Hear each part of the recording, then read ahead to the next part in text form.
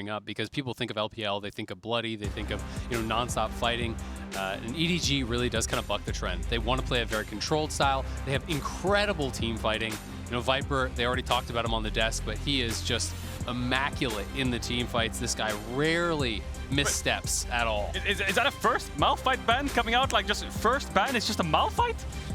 Look, I told you, man, maybe they got some special sauce. Yep, Rock, man. They just can't take it off the board. They might play, maybe they're playing a lot of heavy AD comps or something like this. Maybe they're scared of drafting some kind of does MF like his Jaces, and in NA, we have seen Malphite from time to time kind of pop up as a Jace counter, so could be something along those lines. A lot of AD champs getting banned out by 100 Thieves, maybe having the read that EDG as a result wants to go physical heavy. Yeah, and if you look at the drafts right now, physical heavy might be something we're leaning towards. I mean, Lee Sin's out, trade-offs is what we've seen. Jace is up and available for EDG if they want to opt into that, and that's why the Malphite ban perhaps came out. We could see some kind of AD top here for EDG. Certainly debating, of course. Is the cat going to rear its head one more time? The Aphelios being banned away. I like it. Obviously, doesn't look like they're going to go for a first pick there. Do not want to give up a bot lane like the Aphelios Thresh. Yeah. Bottom lane. And Aphelios is extreme comfort for FBI. Like, this is kind of his champ. So taking that away, I do think makes a lot of sense. FBI and huhi, they are the best 2v2 bot lane in North America. Unfortunately for them, they're going up against probably the best 2v2 bot lane in the world. So that is tough. But, they will be excited to try to prove themselves here. This is a team that I think is largely overlooked in North America, has never really been considered one of those top teams as far as a title contender, as far as the team you thought was going to do it at Worlds. They did buck that trend, sweeping the finals, and they're trying to prove themselves here at Worlds. Oh, no. They're debating. The Lee Sin already locked in for Jiejie. Could go somewhere else technically, but expecting that in the jungle. And the long, slow debate, there it is. There's the Yuumi. Are we going to get a Talon? Are we going to get a Sinzao? Are we going to get a Jarvan? Something like this? Some AD kind of bruiserish champion in the jungle? And yes, we are. Now, Jarvan, I think, should be a flex for 100 Thieves. Yeah. I think Lee Sin into Jarvan. Lee Sin wins that matchup pretty hard in just an isolated 1v1, especially if you pair it with LeBlanc. The Jarvan is just going to lose more and more value the more kind of mobility EDG draft. So I expect that's some sort of flex, so we'll see what happens later on in the draft. Looks like they're hovering here for a LeBlanc. Could absolutely go up towards Ssumday. This is a champion that he would be comfortable on, and Ssumday is very proficient on these more weak style champions. They rarely do play towards him, though he is a relatively strong laner. I do think if you are going to be putting J4 up to the top side and you're playing it blind, something like the Graves can punish that pretty heavily. This would be very difficult unless Closer wants to play a strong early ganking jungler and you can draft some sort of a 2v2 that you'd be willing to take that, but it's hard to think of a 2v2 that you'd be comfortable playing into Graves Lee Sin. Yeah, the thing is with Jarvan is the two matchups he's good into are Kennen and Jace because they're mobile, you have good gank setup, and yes, you'll lose lane and get pushed in because of the range advantage, but against Graves, he has too much mobility. We saw Kana had 3 dashes, well, 2 of them went backwards, but still, there was a lot of dashes in the kit, so you can escape the ultimate pretty easily, but MF coming in to round out the comp of 100 Thieves. Similarly, naturally stacking armor with the True Grit passive on the E. Just a very difficult champion to lock down, especially once he has a little bit of sustain under his belt. But as we've seen, top side might not matter as much if this bot side can get rolling. Already highlighted FBI and huhi. Now huhi, I know he can play anything. Always prefer to see him on these big playmakers, but we've seen that if he can get unlocked early, if they can somehow take down the Titans of Viper and Meiko, that both these champions can be incredibly powerful. And I'd be curious to see if they want to really index towards the lane, go something like double Comet, double Scorch. You can do these sort of styles as MF Yuumi and play really heavily towards the lane, try to poke out your opponents, try to set up these sort of dives. Yep. I think the TF ban really smart because 100 Thieves loves to do these set plays towards bot side. Banning out Draven, you've mentioned it a couple times as one of these strong picks into that Yuumi. Yeah, and I wonder what Abbedagge will opt into for mid. I mean, Sylas is up and Lissandra are up as the two kind of answers left to LeBlanc with TF and Ryze down. So if EDG target one, I guess he'll have one available, Lissandra taken off. Is he going to opt into something like the Sylas? Certainly the debate, taking their time now. What do they want to save this final pick for? Always tempted to talk about hovers, but we'll wait to see until it's locked in. Have, of course, the luxury of last pick if they want to save up for any counters, but more likely than not, will save that to hide to the jungle top flex. I feel like you need something that can kind of contest mid-wave in this composition for 100 Thieves, because if you have the MF Yuumi, like you said, playing hard for lane, you need mid-push to facilitate that in a sense, right? If you were to pick Cassin in this draft and get pushed in, I feel like the MF Yuumi would just get collapsed on a lot, but that's going to be an Aatrox pickup, again, a flex. Don't quite know where that's going. I think it's going to be Ssumday almost guaranteed. Based on the 100 Thieves playstyle, I do think we're going to get a mage last pick here for Abbedagge. I think it's going to be J4 jungle for Closer, and you're going to see Aatrox top. You know, it could be a flex potentially towards mid, but Ssumday is much less of an AP player, and they do need some sort of AP in this comp, so I think we can expect last pick here for Abbedagge. Yeah, I think you're completely right, and now EDG just rounding up their bot lane. A lot of AD bans taken off the board, you know, Lucian, Draven, Aphelios, Thresh taken away as well, but that's going to be a Kai'Sa Nautilus locked in. Now, it does have kill pressure in the 2v2 if the MF Yuumi missteps, and you can kind of gap close that, but obviously if you stay at range, MF Yuumi should be able to poke you out, but they have really strong early mid-jungle gank setup, and really good kind of bot pressure for 3v3 specifically. And this is something we were talking about earlier. You have to be really on point with your all-ins in these kind of lanes, because if you're going up against a sustain lane like the Yuumi and you misstep in these trades, the sustain will pull them ahead in the lane. They can poke you down, chip you out. The Zoe here is the answer into Scout, and I do think that is going to be dangerous. Scout is monstrous on this LeBlanc, paired up with Jiejie's Lee Sin. They can attack Abbedagge here for sure. Yeah, and if you're looking at both comps holistically again, EDG's comp really good mid-jungle 2v2, should win out against 100 Thieves, really good gank setup again, and bot lane as well has good kill pressure. I think early game is the aim of the game for EDG, ironically, and 100 Thieves, I worry for their comp. They have really good team fight, they have good poke, and you know, if Aatrox gets a reset with Yuumi, of course he's going to be a monster through the healing, but the value of Jarvan drops off the later this game goes on, so I think he needs to do something early. And I'm always terrified when I look towards a very imbalanced top lane matchup, and my jungle is also a losing jungle matchup, right? You know, it's very difficult, I think, for the Aatrox to be able to actually lane comfortably 1v1 against this Graves. If Jiejie gets ahead in the jungle, if Scout is ahead in the mid lane, they are going to be invading the top side. They're going to be denying closers options to turn around that top side, and then all of a sudden, three-fifths of your map is already done.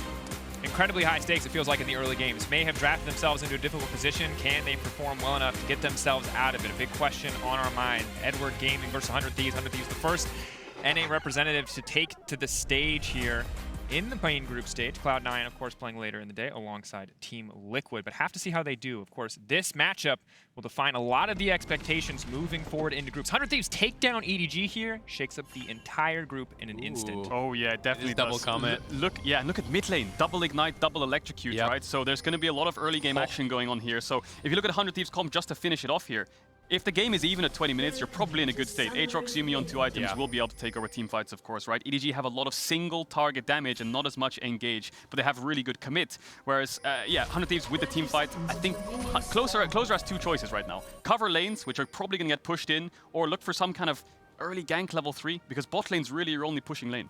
It's really interesting because you kind of have these 2 options, right? You can try to like bail out Ssumday in what is going to be a very difficult matchup, or you can hope that FBI and huhi with double Comet, with likely double Scorch, triple combat sums, can get an edge against Viper and Meiko, and then you go down there and you try to slam it home, and you try to play through bot lane and hope that Ssumday can hold on the top side. And we know 100 Thieves are a mid to bot team, so that's probably what they're going to do here. We're going to see Closer start up towards the top side. And Jiejie will start top side as well, so he wants to match bot side. The 3v3 is in favor of EDG's. At level 4, I think it is in favor of them because of the amount of kind of follow-up and CC that they have together and single target damage. 100 Thieves, just making sure they get the push Closer. Again, similar to the T1 game, needs to find Jiejie. I do agree. I think the only thing that can throw a wrench in the gears is if the 100 Thieves bot lane can already have Viper and Meiko poked low with the double Comet, with double Scorch, get them low prior to the 3v3. Because if they're starting at full health, you do not win that. And they are behind them. They're looking for an early start here. They've got 3 combat summons. Viper already cleansing out. FBI now flashing out to safety. huhi blocking what he can.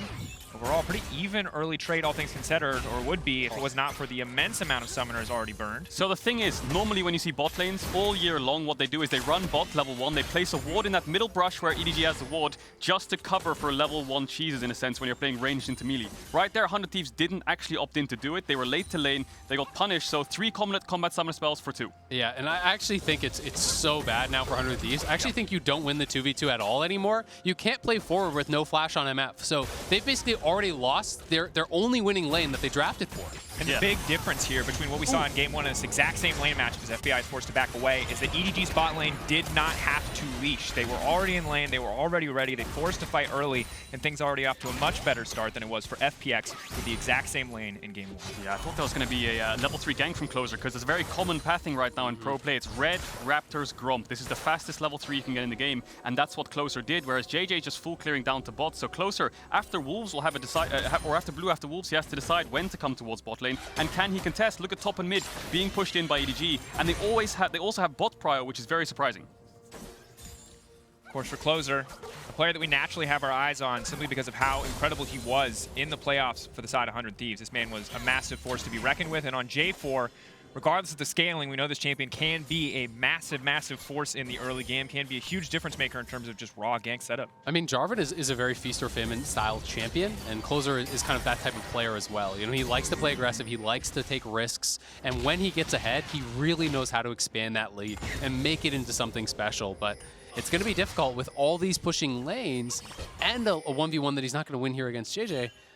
Your options become very limited. Yeah, and look what Closer just did. He walked to bot side river, placed a ward on that kind of entrance there and to the left of blue buff, and now he's running towards the top side to clear his Krugs. Jiejie is going to get a double crab because, yeah, again, EDG, 3 pushing lanes, so powerful. Jiejie is actually going to be the one who has to find Closer, I think, with these pushing lanes, but EDG, like we talked about in draft, have a lot of mobility on the top side of the map. Lee Sin, LeBlanc, and Graves is so hard for Jarvan to kind of lock down. Absolutely is. Bot wave at least going to get a push for a little bit here as FBI is going to be forced to back away. No mana means that staying in this lane would certainly be very difficult. Flandre on the top side, laying down a bit of vision as well. So EDG really in total control here. Jiejie not going to be able to find a gank into the mid lane. Good for Abbedagge that he does manage to set that vision up in time, but overall, pretty smooth early game for EDG so far. Jiejie, clever pathing. Abbedagge doesn't know he's here. He ward jumped over the ward because he knew where the ward was. He went straight into the bush, so this could be a kill for EDG. Oh, Scout! Ward. Chains goes wide. Flash away from the kick. Abbedagge just going to walk away from that one, but does have to use both of his summoners. Yeah, it does use both of his summoners there, but the flash is off of Scout as well. So pretty well handled there by Abbedagge, and Scout just going wide on the chains. That would have been critical.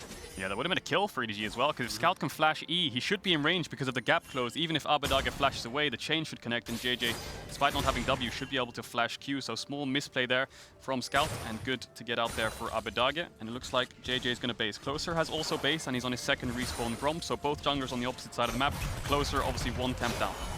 Ssumday laying a good bit of poke down, punishing Flandre for trying to step forward and get some autos in on this tower, but in general, Graves able to sustain the push pretty easily so far. Yeah. Maybe things get a bit better around level 6 or 1 item, but for now, Flandre making use of those. Graves is generally powerful kit.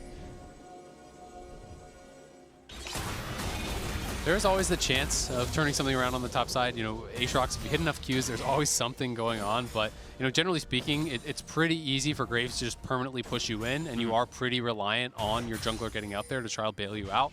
Unless Flandre really missteps and starts taking tower shots and these types of things, it's going to be difficult, I think, for Ssumday to actually get on him and threaten any sort of a kill.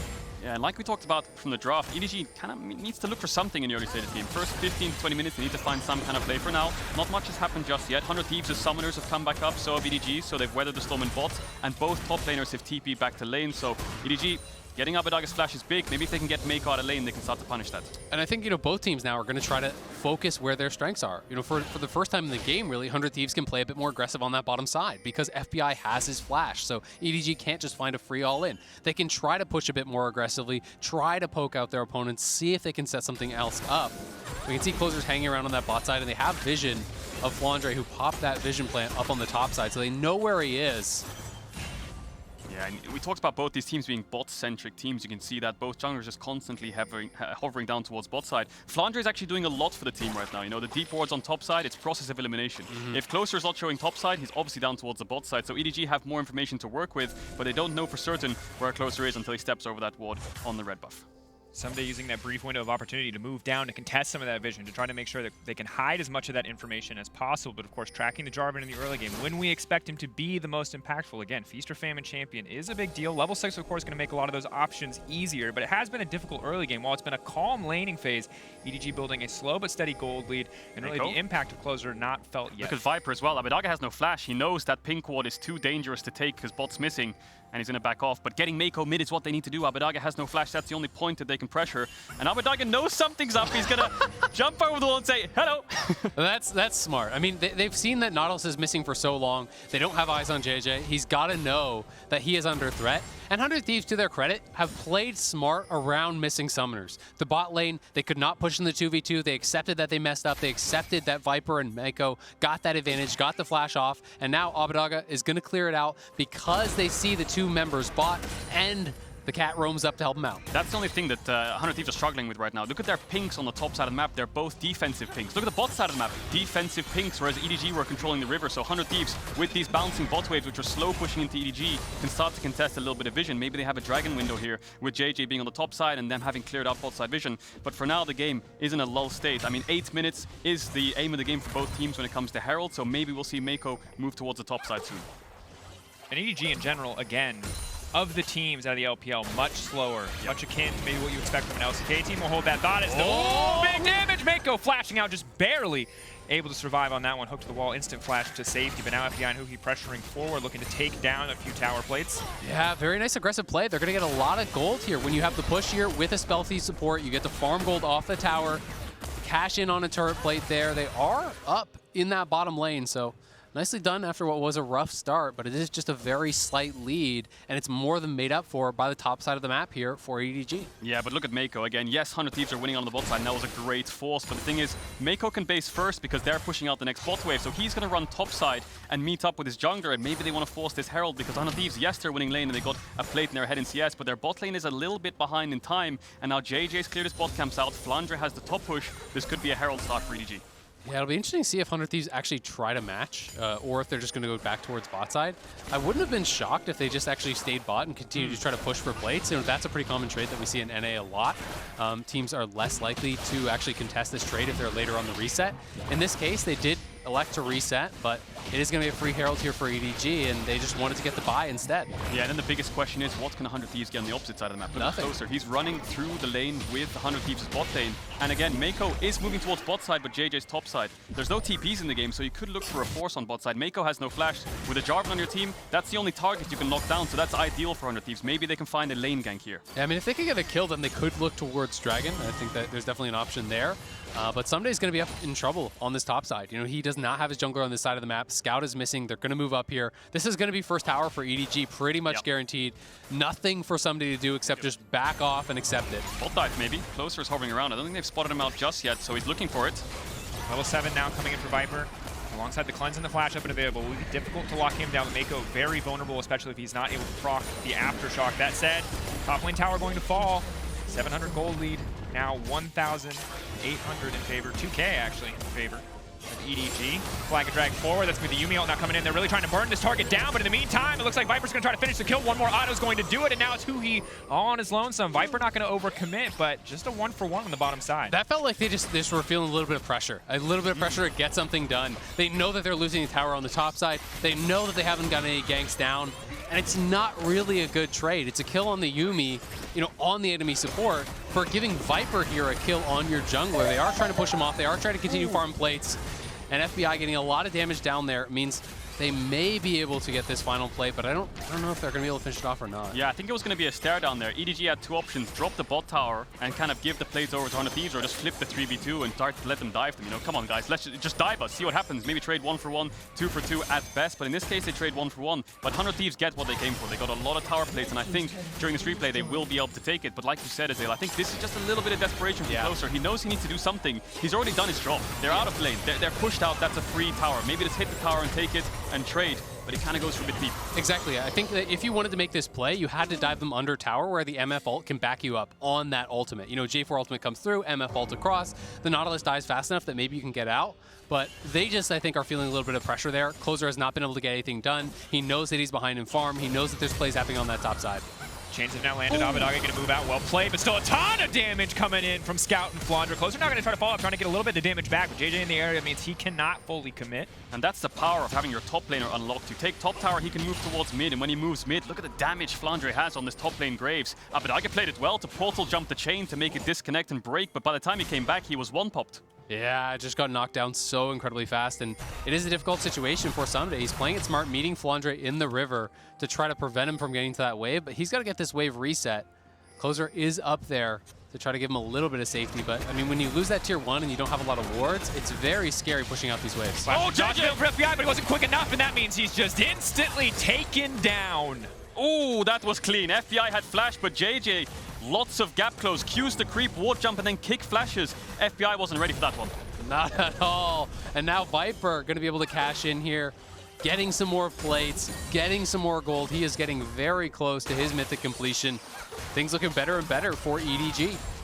And this is not the same explosive game that we saw from T1 versus DFM. This is a slow, steady building of a lead from the side of EG. 3-1 now in kills, able to get the top tower. Sadly for 100 Thieves, the one side of the map where they have been able to make plays, the bottom side of the map still just barely not able to finish that tower. And EDG, 2.5k gold lead, getting bigger and bigger. Yeah, the gold deficit that Viper had to FBI from the tower plate itself has just kind of recovered itself now with that kill. He has the Kraken Slayer, FBI has the Yomus. I think 100 Thieves' next objective is very clear. Just get this bot tower and get bot lane out of lane fast so they can start playing the map a bit more, because they're one step behind EDG right now. Flandre is constantly unlocked, but FBI and huhi are not. Yeah, it'll be interesting to see if they can find any sort of plays to punish some of these missing flashes here from EDG. Try to get a bit aggressive here, utilize that Jarvan ult, get something done, but Meiko comes down and they don't really have the confidence until Closer moves up behind them, and he is going to be spotted by this ward. Yeah, I'm a bit worried for their 3v3 as well. If Jiejie collapses and Flandre has TP, it might be a bit dangerous, so Closer's going to back off for now. Both top laners have TP to join if it's going to be a 4v4, but Scout should be first to move. Jiejie just making sure that Abbedagge has no vision to work with to keep him under tower the whole game long. Trouble Bubble connects, but Abbedagge really not in a position to follow up. Tower plating about to fall away anyway, so it looks like EDG just opted to back off, knowing that that tower is not quite the safe haven they would need it to be. So 100 Thieves able to get back at least a little bit of gold. That said, EDG moving into enemy territory, laying down a little bit more vision, trying to deny some of the clean pathing from Closer between lanes. And I'm interested to see if either of these teams are going to start up this first dragon here pretty soon. Looking for the chains, won't connect. Back, Randall's in the area. Ssumday waiting over the wall. Sleepy Trouble Bubble. Abbedagge is going to need to get out of there quickly, but he just does not have the flash. And now it's going to be Ssumday who's in trouble, knocked up. But now on the backside, it's the bullet time, but it's not connecting on anybody. Closer in the meantime, they're trying to lock down Meiko. They're trying to click down the squishiest member. Closer, he's out of cooldowns. He tries to heal back up with the Gore Drinker, not nearly enough. Ssumday now has to run for the hills. EDG confidently taking this skirmish. Yeah, FBI's ultimate was a little bit disconnected from the rest of the team because Closer and huhi commit on one side, and FBI's ultimate was just kind of to zone away the rest of EDG. I mean, EDG have so much single target damage, so when Abbedagge is alone and Closer goes too deep and he's alone, they have so much burst. Yeah, they're so reliant on that MF ult at this point in the game to actually have enough damage to knock these members down. Not going to be able to do it. EDG kites them back, collapses in, knocks down multiple members. They're going to be able to grab the dragon off the back of this too. Yeah, and Abbedagge, I think he thought he was safe because Ssumday was right next to him when he was trying to push in this mid wave. He just took a pink, he thought he was safe, crashed the wave and then moved topside, but no, has no flash. Jiejie makes sure the play happens. And yes, 100 Thieves bot lane's on the way, but it feels like FBI is just a little bit disconnected from the rest of 100 Thieves. Yeah, I mean, the ultimate coming down here got almost nothing done. Scout just distorts out of it. Viper is already pretty much out of range of it. And you don't have your mid laner, so you are so heavily relying on this MF. Because Ssumday has been put down, your mid laner is dead, the MF had to get it done, and the ultimate just wasn't it. Yeah, and I think 100 Thieves' comp relies a lot on setup. You know, if you have vision control and the enemy team is walking into you, Zoe can play however she wants, Yuumi can sit on the Aatrox and try to engage on the backline if they walk up too far because Kai'Sa's short range. But if you're just kind of fighting in mid, the amount of mobility EDG's comp has, they can just dip, dodge, dive around you. And the thing is, if Closer burns his combo and somebody isn't dead, FBI needs to be there to follow up. Abbedagge needs to be there to follow up. After that, that's all he's got in the tank. Ssumday needs time. He needs to not only land the perfect Qs, but he needs to land a few of them if he really wants to shred through these squishier members, because it's just unlikely that he's going to have access to highly mobile members like Scout, like Viper, without some kind of crazy flank or perfect setup. Yeah, absolutely. I mean, he's put in a losing matchup. He is going to be down on gold as a result. He's not strong enough to really get it done on his own. So they do need that setup, as you're talking about. You know, allow Zoe to poke members out before you go for the hard engage. Be able to get that good MF ultimate where you have someone locked into that J4 ult. You have to feel for Abbedagge. He's 0-2-0 right now on the Zoe, but he's really not had that much to work with. Jiejie's been hovering around mid constantly. Flandre came to his lane, and Meiko's been constantly roaming up there. And 100 Thieves' draft doesn't really allow them to match too much. So they're going to lose this mid tower from the second Herald. Arrow charging now coming in. Ssumday waiting over the wall, but not really a lot to commit for there. They're just going to grab what little gold they can from killing the Herald, clear the wave as well. 100 Thieves, hard to know what the next best option is for them. To catch someone out here. Meiko potentially overextended could be a small advantage. No flash. Now he's going to commit.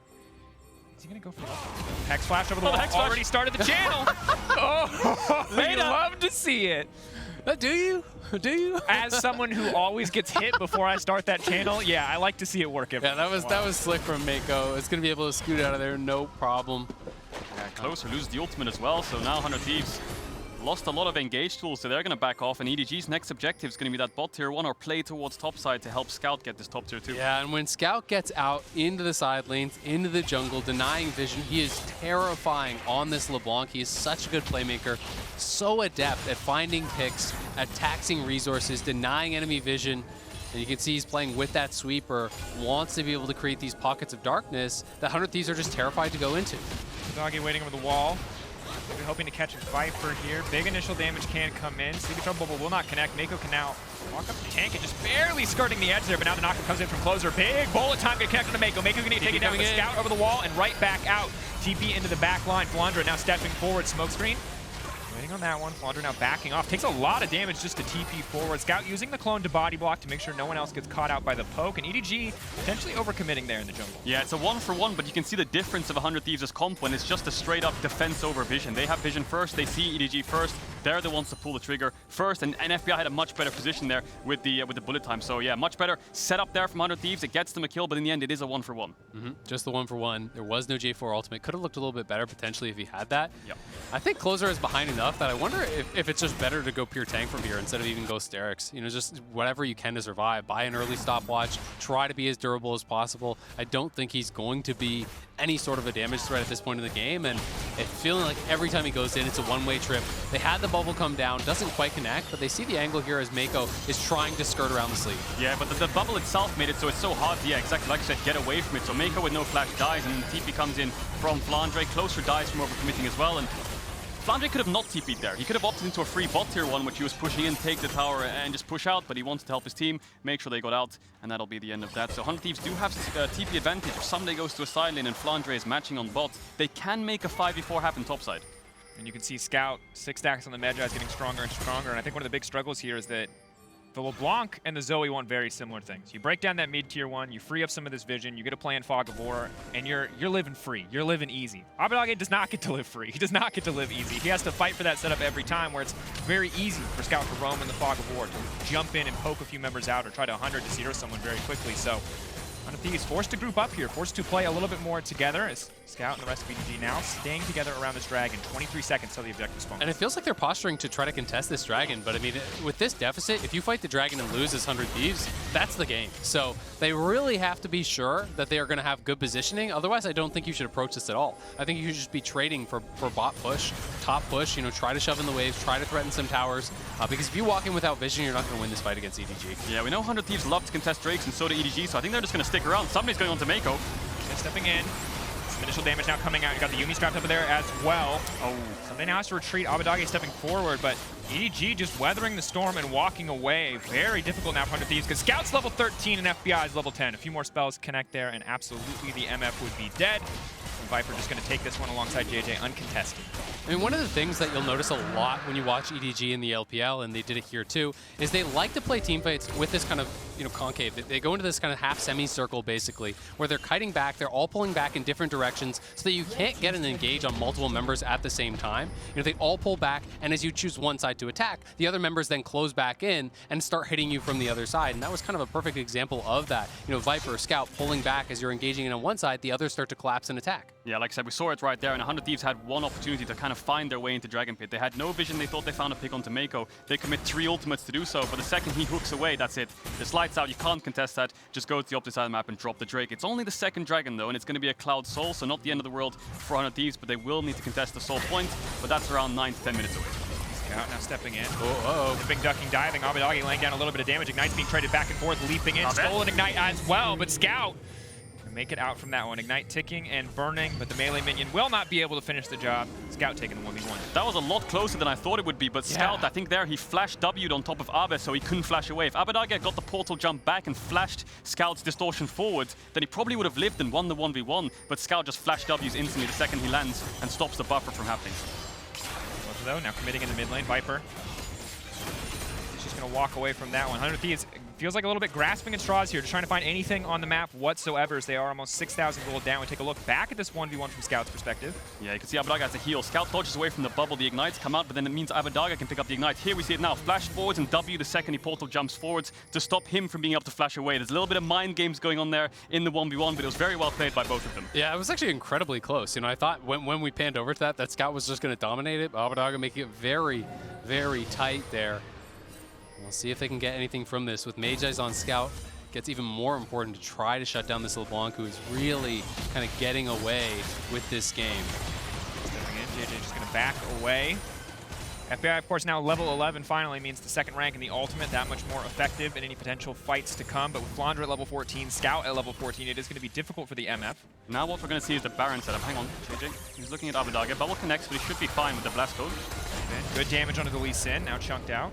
So what the EDG are doing now is Flandre pushes out bot and then he moves mid, so that means they have a numbers advantage. Now if Ssumday doesn't catch bot wave, then they can leave the wave to die, so they're winning out in gold. Otherwise, they can start to force on the top side of the map, and that's how you get the Baron set up. You push in bot and move mid, you push in mid and move top. The enemy team responds to waves, or they respond to you, and that's how you decide what to do next. Seeing it now, 100 Thieves fishing for something, and EDG, again, a team that plays more controlled, not trying to blow the game wide open, not trying to over-commit.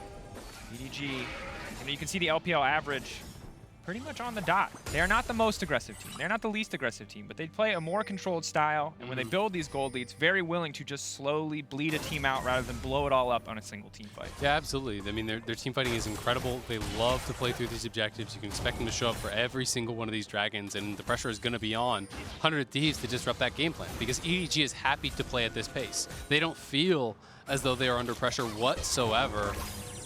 They're just slowly encroaching into the 100 Thieves jungle, trying to get vision control. We can see the 100 Thieves is trying to contest this. They have lots of defensive banks here, trying to make sure that they have this little line of defense that they can push out from to eliminate wards, to keep eyes on the Baron. But every time you check in there, it does get dangerous, and Flandre is winning in one side, Scout is winning in the other. You're losing both side lanes, and EDG is ahead at the objectives. You can see Flandre moving towards mid, and that means they always have mid push. So EDG just need to find a window. Hang on, Closer's going in. Fully committing now, going to leap onto Viper. Viper immediately going to all back up to safety. FBI is ulted nothing. Meiko, though, could still potentially be in trouble. FBI for another round of cooldowns. Where's the double up? Where's it going to go? Meiko taking a lot of damage here. Closer goes back in with another EQ, but he does get taken down. 1-for-1 so far in the exchange. EDG again backing off. Seeing they've got Flandre on the bottom side, they don't need to force anything. Exactly. They're winning out here already because Flandre is pushing in the minions, taking down the tower, denying experience. 100 Thieves are trying to force to get something. It's a deja vu again, isn't it? You can see EDG walking into 100 Thieves' vision, similar to the red buff area. It's a 1-for-1, but this time the difference is Flandre doesn't TP and respond to Ssumday. He just keeps pushing, gets the bot tier 2, so they're always winning out on any side of the map because of these pushing lanes. It was a good try by 100 Thieves. The problem is Viper still has both summoners, because when Closer commits the ultimate, he just uses the killer instinct straight out. Exactly. You hit him with the Cataclysm, the immediate ult back. He's out of range of FBI's ulti there. So they try to commit forward. You can see Ssumday's battling Jiejie on the bottom of your screen. They weren't aware that Scout was here, though, and Scout over the wall, knocking down Closer there, and back to live. Huhi's in trouble. Oh, the kitty cat! Season 3 flashbacks, like Faker, one-shot and supports all over again. Here we go. Scout. Easy pickup. Need to sit on someone. This is not the previous game. You really need to be mounted up here, or the LeBlanc is going to one-shot you. Look at Flandre just completed his IE now. He is ridiculously fed. He's a good 40 CS ahead of 10 CS per minute, and that's always concerning when you're looking. You're like, wow, Ssumday's down 60 CS, but he almost has 10 CS per minute himself. Takes the dragon as well. Now he's moving topside. 100 Thieves fancy something here, but Huhi's dead. It's a 4v5. Flandre is matching. And EDG don't really find anything from the pick itself, just a dragon on the bot side.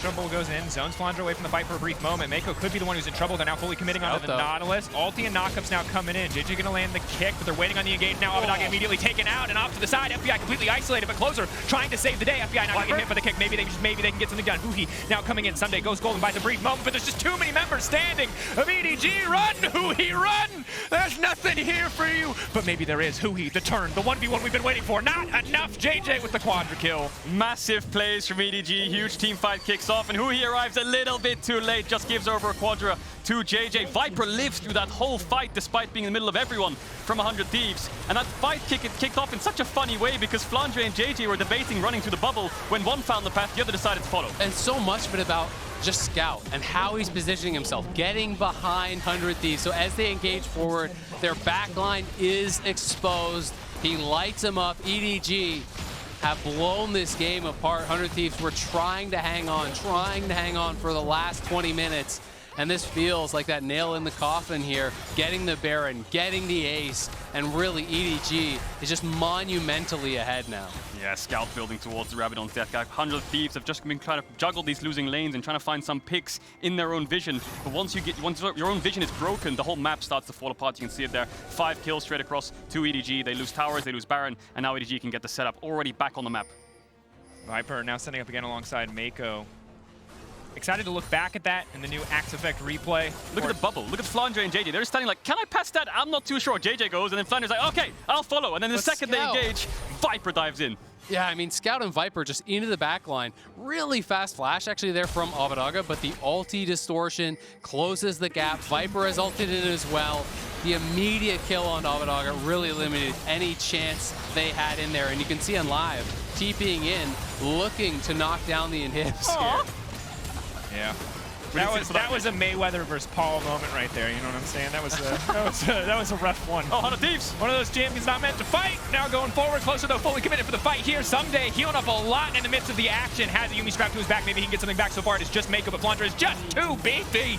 Jiejie now dominating EDG, clean in house here as they move down the mid lane. 100 Thieves slowly but surely bled out of that game. One explosive quadra kill for a Lee Sin, and it ends just like that. 28 minutes in, EDG will find their first win of Worlds 2021. EDG dominant first game here, looking good. Coming into the group stage. Really impressive performance here, I have to say, really from the entire top side. I think that Scout was amazing on the LeBlanc. He is so consistent on this, and we are seeing back-to-back games, really a number of games we've seen throughout Worlds. Graves top is not to be messed with. You've got to have some sort of a plan to actually deal with this, or your top laner is just going to be locked under their tower the entire game, and that limits the options of your jungler. And that's really my biggest problem here with what 100 Thieves brought out, is you put Closer in a losing matchup, you put him with a losing top side, and didn't really give the aggressive playmaker on 100 Thieves any options to try to make something happen. Yeah, I completely agree. The job was just